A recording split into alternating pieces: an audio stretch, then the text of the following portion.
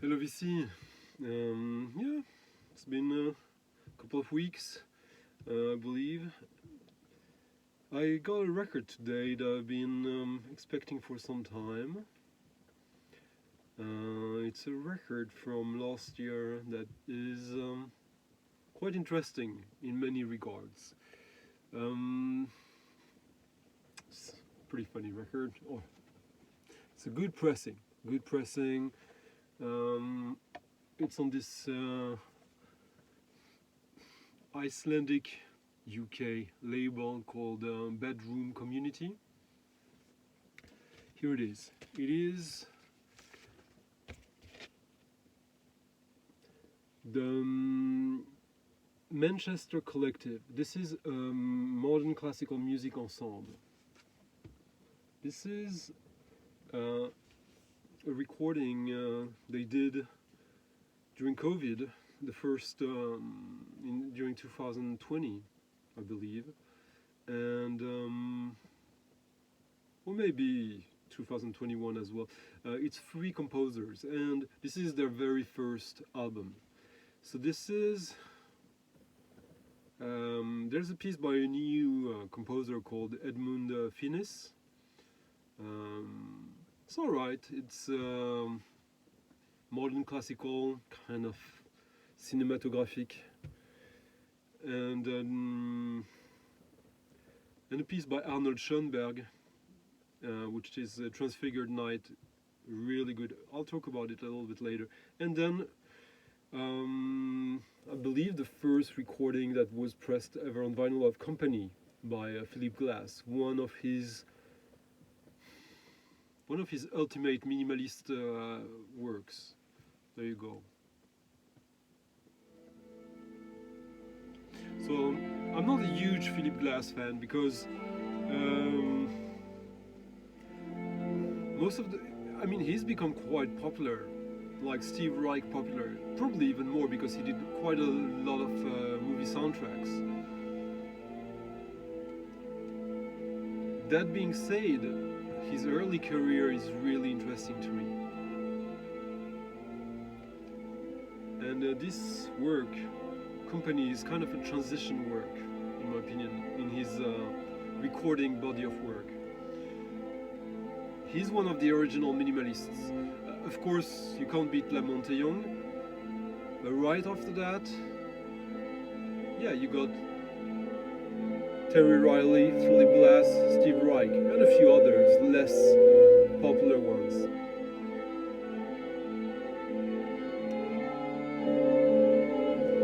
So the early Philip Glass, from late 60s, early 70s, is quite fantastic. I believe the first recording of his was as a musician on the Shankar release of Steve Reich, 4 organs. Yeah, you see electric organs, Steve Chambers, Philip Glass, Art Murphy, Steve Reich, and John Gibson on maracas. This was in May 70 at the Guggenheim Museum. There's also recording, the first recording of Phase Patterns, but that one is without Philip Glass.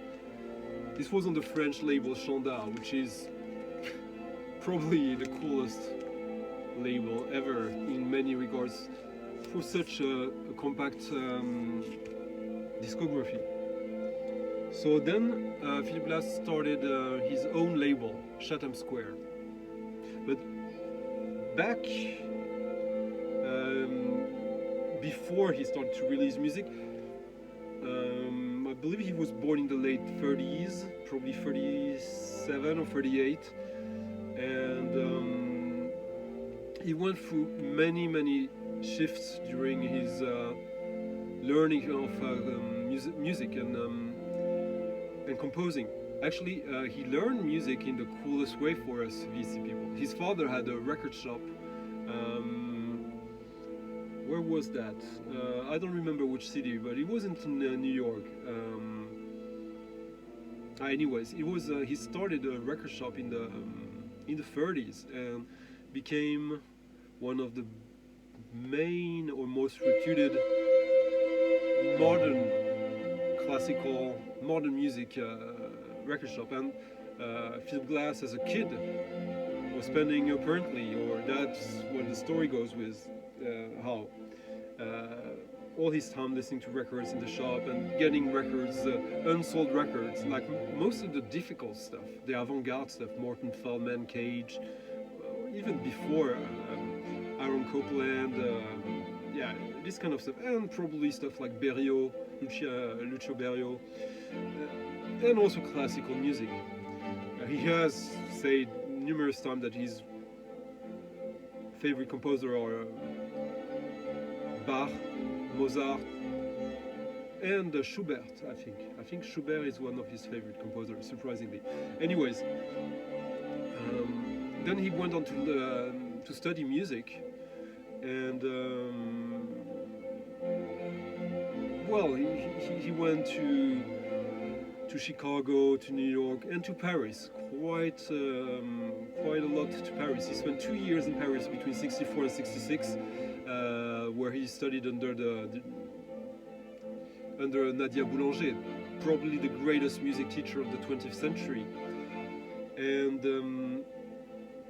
he became exposed to the bohème lifestyle, experimental theater,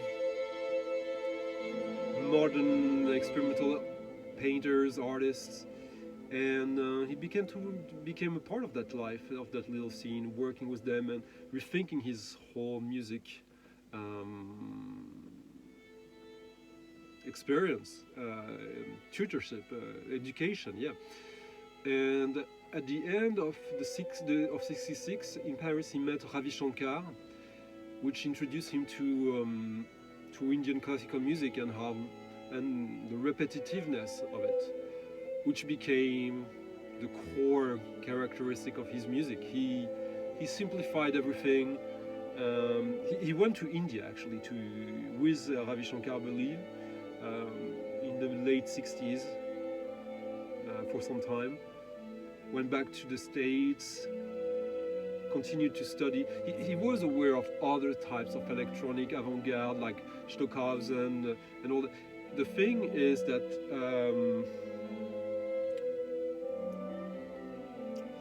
his style is often considered a little bit clean, gentle, not abrasive and megalomaniac like Stockhausen. But there's only one Stockhausen, so there was no real point for him to do what was already being made quite skillfully. So throughout his years of learning, studying, he became acquainted with Steve Reich, John Gibson, and a few guys like that. And so hence this record from Steve Reich, on which he is, which is his first recording, to the best of my knowledge. So then he started his label, and this is the first release, Chatham Square. It's a double LP. It's a super cool package.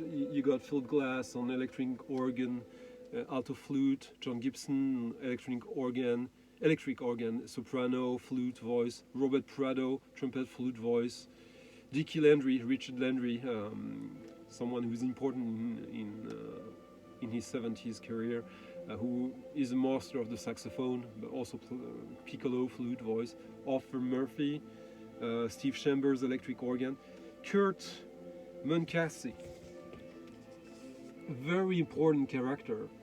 This guy became his basically his assistant, his up to now, I believe. He became part of the early Philip Glass ensemble, an ensemble dedicated to playing and spreading the music of Philip Glass, in which Philip Glass sometimes actually plays the keyboard. Or recently the Farfisa, I heard. And yeah, so this is the inaugural record from Philip Glass. So it is of the minimalism school, and it's fucking great. He also did this also on his Chatham Square label. This is the first press. It was reissued on Chatham Square with another cover later. So this is Philip Glass with moustache. So music in similar motion, composed in '69. Music in fifth, composed in '69. Also with John Gibson and Richard Landry. Basically his two main collaborators during the 70s and late 60s. This is dedicated to Robert Prado, who played on the other record and on this one flute as well, who died in '72. This was released in '73. Then full circle, he released this record on Shankar, the French label, solo music. Also heavily helped by Kurt Munkacy, who engineered and produced it with Glass. And this was recorded in '75. And then things started to change a little bit. People became aware of him, and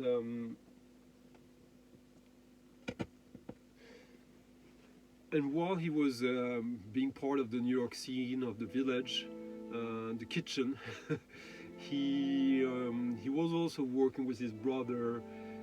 He had like a day job. He was a plumber, a cab driver, a mover, I believe, up until the late '70s.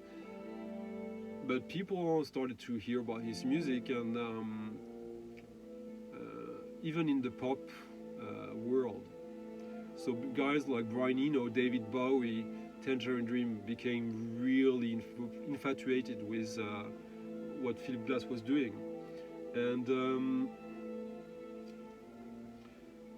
And yes, so with the help of Kurt, he started to get offers to do more mainstream work, stuff for ballet, for movies, or for other bands. And the very first record he did for someone else was this band from New York called Polyrock. I believe I've already prepared it. Yeah. They had two albums which he produced with Kurt, and this is the single of the first album.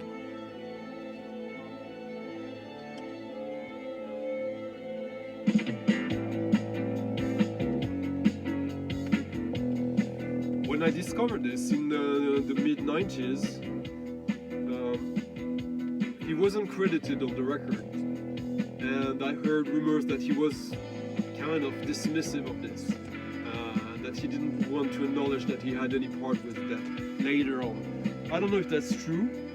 I don't know if he's changed his mind since, but for years the information was unavailable anywhere, at least to me, and I searched, believe me, because I love this record. And I guess this was my introduction to Philip Glass. And the whole repetitiveness, these motifs, that sometimes can be harsh with other composers, or more psychedelic, like with Richard Tam, Terry Riley. He kind of made them cleaner in a way, even though the early stuff that I showed is way more abrasive, almost has some kind of industrial quality, which is quite interesting since, well, there's many stages, you can go through many tangents. The music of Philip Glass is highly urban, and yeah, I mean, he was a plumber, a cab driver in the city as well. So there you go. But when I think about industrial, there's something that strikes me. It's probably just a coincidence, but so he did. I think the first movie he did a soundtrack for was Koyaanisqatsi. There's a series of 4 like experimental documentary movies that were very popular in the 80s, early 90s. I really don't like the music and the movies on that. some of the outtakes of that became this record from Philip Glass, one of his most popular ones. Philip Glass, Glassworks. And this one is pretty cool, to be honest. John Gibson is still there. And of course Kurt. But yeah, this was a bestseller. But this was kind of right when he was transitioning into something else. Right before that, he had this opera, Einstein on the Beach, with Robert Wilson, who's the writer of the play. This is a 4 LP set meant to bridge the genius of breaking down the atom, Einstein, to the actual Holocaust, with the combination. Basically, in the opera, he makes a parallel between Auschwitz and Hiroshima, which is interesting. The music is right on the thin edge of being too much, but it is still interesting. I mean, I found this in the street, but I would probably have bought it, but it's not your obligatory Philip Glass record. And there's a few more. I don't have everything of his from the 80s. These two are quite good. Dances number 1 and 2 and 3, and dance pieces. There's music in 12 parts, which is also a huge one for him. One of his most popular records. It's alright, but I prefer the early stuff. But with all these weird connections, so yeah, he started to do more Hollywood stuff. I think he was nominated for the Oscar a few times, and but in 92 or 3 he did soundtrack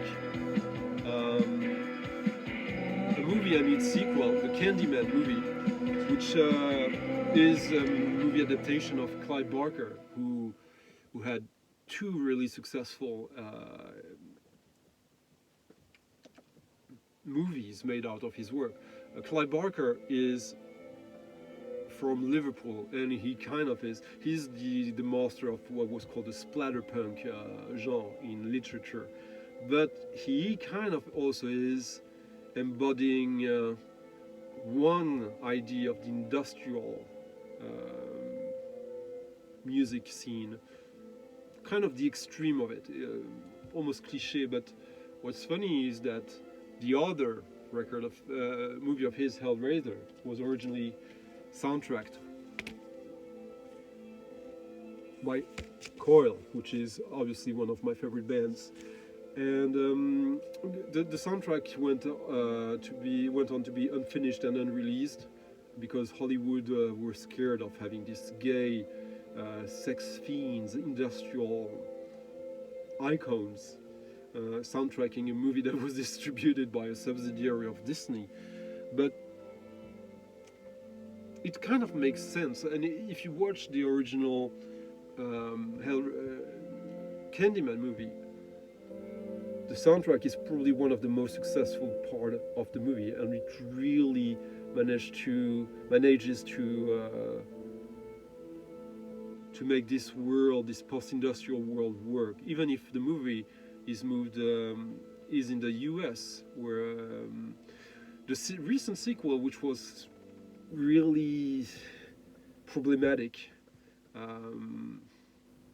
was still interesting, and the music was quite exceptional. Was made by Robert Aoki Aubrey Love. Really, really good soundtrack. Probably also the best part of the movie, as with the original Candyman movie, which is kind of a cheesy 90s horror movie with a real good story but lackluster script. And it just becomes a Hollywood movie. But there is a connection between the early the early Philip Glass music and the industrial music that I kind of favor, like Coil, Soviet France, Nurse with Wound, mostly Coil and Soviet France, stuff like that. Even SPK, Organum, stuff like that. But there is also a further connection because as Brian Eno and David Bowie wanted to work with him as well, there's a whole interpretation of Low and of Heroes by the two Brian Eno produced Bowie records by Philip Glass, and they're quite cool. And the reorchestration of Heroes by Philip Glass went on to get a remix by Aphex Twin, which really much makes sense when you listen to the chords of Aphex Twin. Aphex Twin, he's got his signature harmonic system, and there's something really unique about it. When you listen to Aphex Twin, most of the tracks, within a couple of seconds, you know it's an Aphex Twin track, which kind of is which actually exactly is the same with Philip Glass. Like when I heard these pieces for the first time, I thought, okay, this is kind of grandiose string ensemble. Oh, this is Philip Glass, of course. These really velvetish, repetitive motifs. And it went on I mean, Philip Glass, I think he did a remix of S-Express in the late 80s, acid house, dance band. I have the 12-inch somewhere, I couldn't find it right now. It's not great. The remix by Philip Glass is interesting, but there's nothing really there to to get excited about. On the B-side, there's a much longer remix by Daniel Miller, the founder of Mute Records, and who was a member of the Normals and this fake pop star band from the late 70s, first release on Mute. And he did some music with Robert Rental, who was actually who did a record on Industrial Record, the Forbin Gristle label, which Forbin Gristle was where Peter Christopherson from Coil started out, while he was at the same time doing graphic design for Hypnognosis, the design label that did stuff for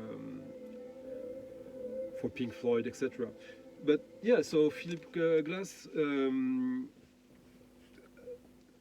remix of or reorchestration of Heroes got remixed by Aphex Twin, and it's absolutely fantastic. It was only released on CD and on the Aphex Twin compilation of remixes. There is a bootleg 12-inch that I sadly passed on when it was cheap. Now it's ridiculous. But Philip Glass went on to return the favor and did. I mean, I'm not sure who did what first, but Philip Glass did this remix of Aphex Twin of Donkey Rebarb, of actually a track called ECCT Headroll, 95 from the Richard D. James album area. And let's see, the record, if I remember correctly, is a little bit noisy, but not the greatest pressing. But the music was pretty nice, pretty cool. Let's see. All right. Yeah, you see some crackling, and so of course the minimalism is a huge influence on electronic music, techno, etc. And that's kind of full circle. But what came before techno? What was the main influence of techno? Obviously disco. It's a long story, but like on Chatham Square, Philip Glass label, he released a few other people. Of course, his two mates, the albums of Dick Landry, Richard Landry, solos and four cuts placed in. These are from the, I believe, yeah, from the early mid 70s. And then the two first albums of John Gibson. A little later from 77, I believe, or so. No, 73 as well. So 2 solo pianos and Visitations. These are the original Chatham Square ones. They got reissued a couple of years ago. It's really minimalistic. It's good, but I would say don't start with this. This is very, not esoteric, but aesthetic. And he also released a record from Michael Snow. I think he's a Canadian composer. I don't have the record. I think he came from the improvisation scene in Canada, but I'm not sure. Don't take my word for it. But the very last release on Chatham Square was this Arthur Russell's Tower of Meaning.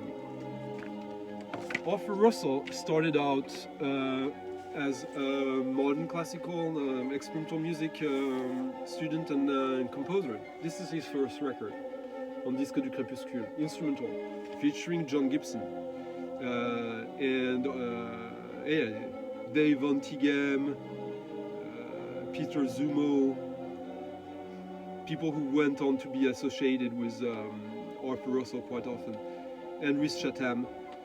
These were recorded at the Kitchen, which was a venue in New York run by Rhys Chatham before he left it and Arthur Russell took over. But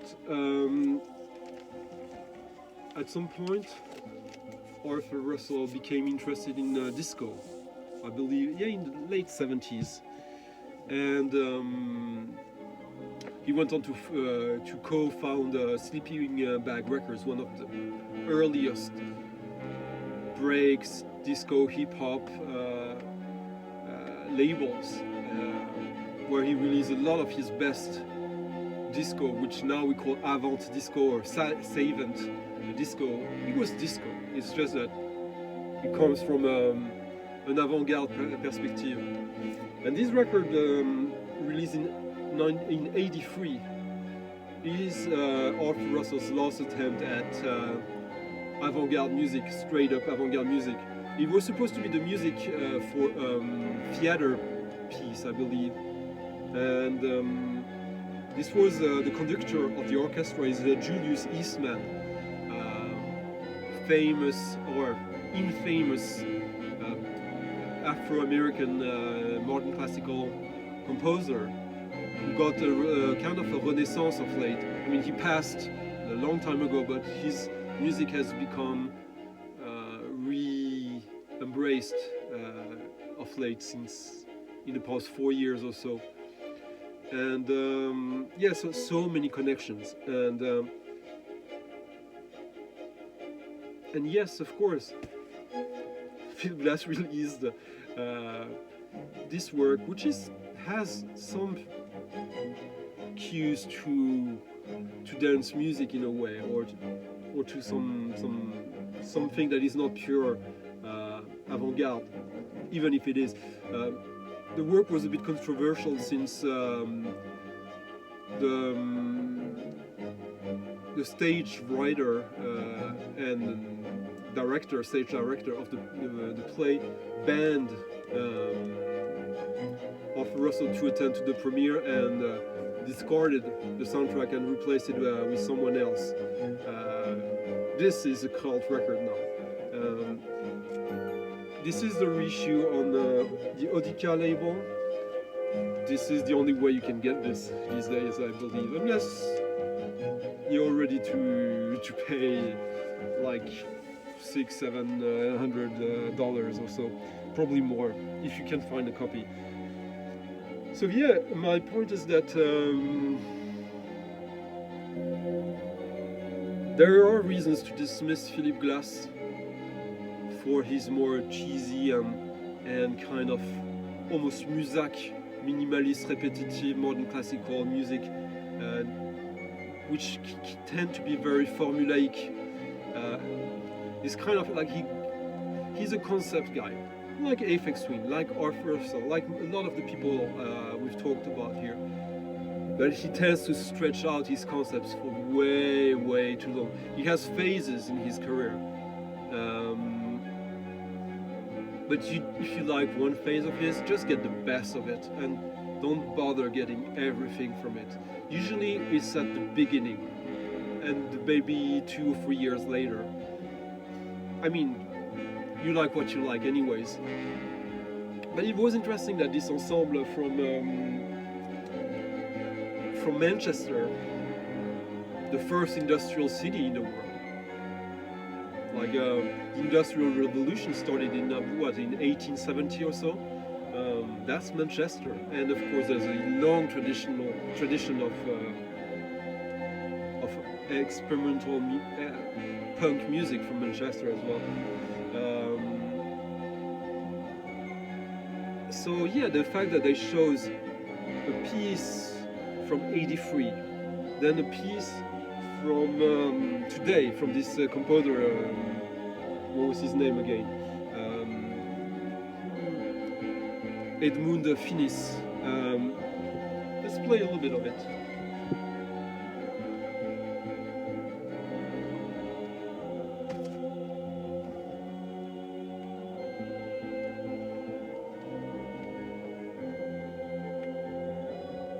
This is still the Philip Glass reorchestration of the Aphex Twin track. It's really sensational. If you just quickly want to have like a quick idea of how Aphex Twin sounds, usually,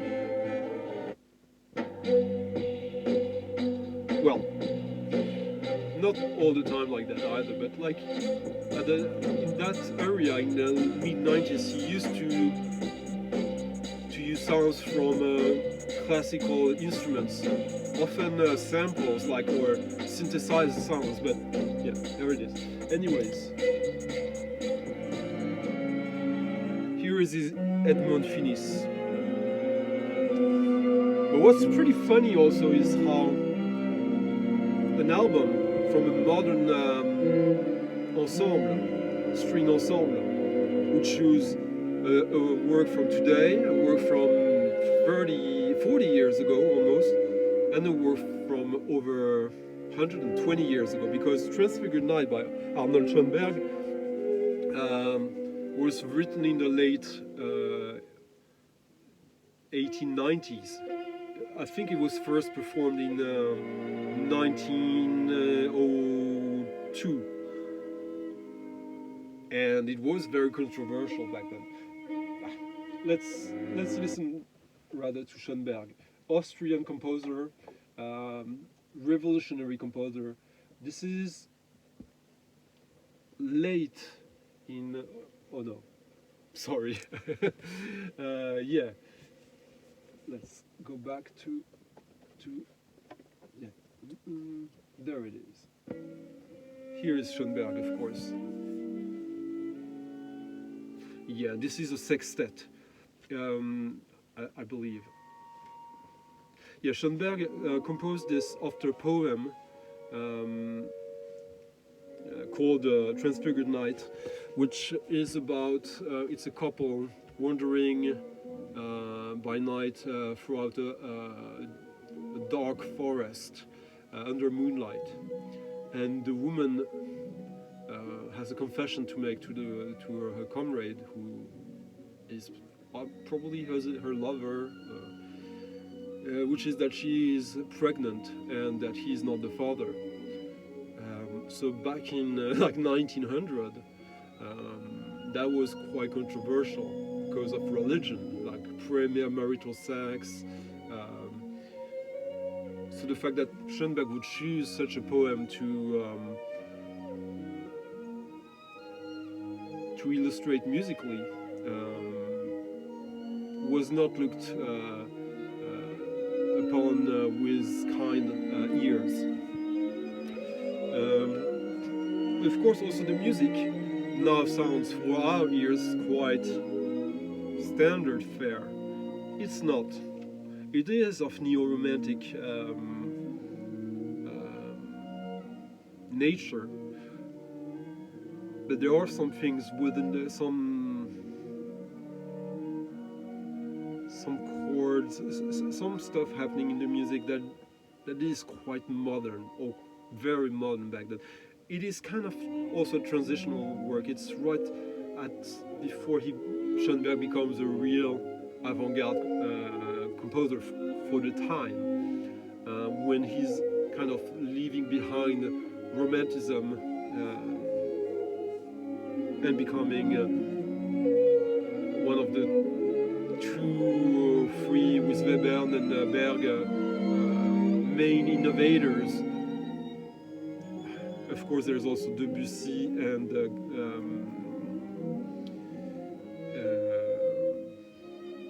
Varese. But yeah, these 5 guys are probably the final frontier of classical music in many ways, before music leaves the Western orchestra cushy nature. Anyways, this is the 3rd time I'm listening. I've listened to this whole piece 2 times, and it is really, really good. The pressing is good, the recording is good, the mastering is good. You know, as long as it's good, I don't care too much. I don't need to go deep into that.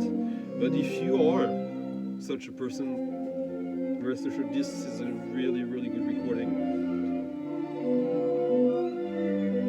And yes, I don't think this got very much notice, but I think it's a record that is worth your while. It's a very nice presentation of very different times in modern classical music, but with underlying themes that you can yourself connect with your own musical culture. Of course, I used a few threads there that are really close to me. I'm sure there are many others that could be your way of connecting all these threads. But I am who I am, so yeah, I couldn't do it another way. From acid house, industrial, post-punk, disco, techno, modern classical, neo-romantic, yeah, of course. And of course, minimalism. So there you go, the Manchester Collective.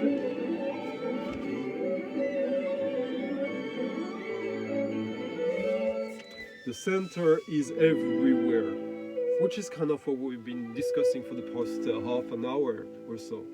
You can connect all of this in so many ways that even if we're currently talking about this record, there's so many connections to be made. We could have talked about Ryoshi Sakamoto, we could have talked about Paul Simon, the Talking Heads. We could even have talked about Alfred Schnittke, but yeah, there you go. Right under 40 minutes, yeah, way too long for most, but yeah, Bedroom Community, Manchester Collective. I believe this is still available in a few online shops. And yeah, let's finish it quickly with a few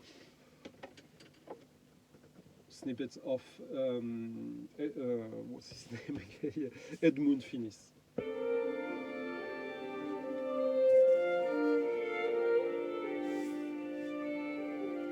Yeah, also again, this is a string ensemble. So bass, cello, violas, violins, shitloads of violins. Yeah.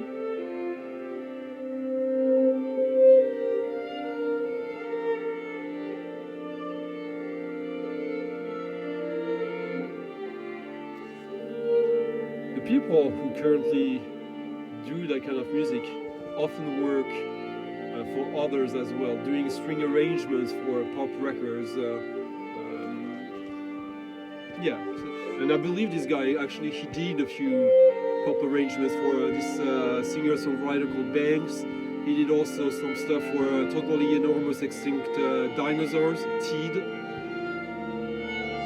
But this is his first, not his first album, but he had like an EP, a 12-inch of some of his compositions, and other than that, this is the first work of his on vinyl. Very cinematographic, Hollywood, I don't know. It's good for what it is, but really this record, you go for the Schoenberg piece and the Philippe Glass.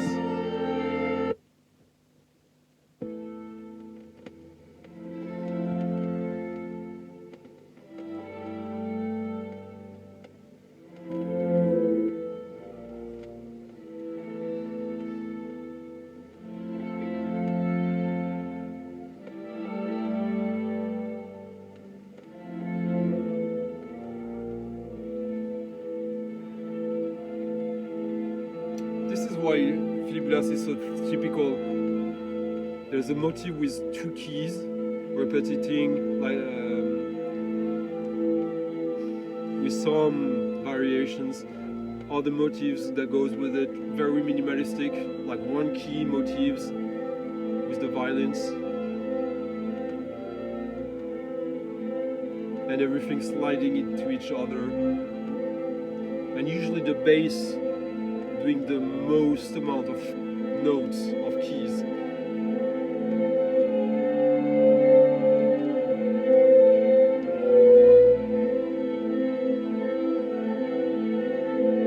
But this is still a little more welcoming and ample than the early stuff that I've been talking about that I've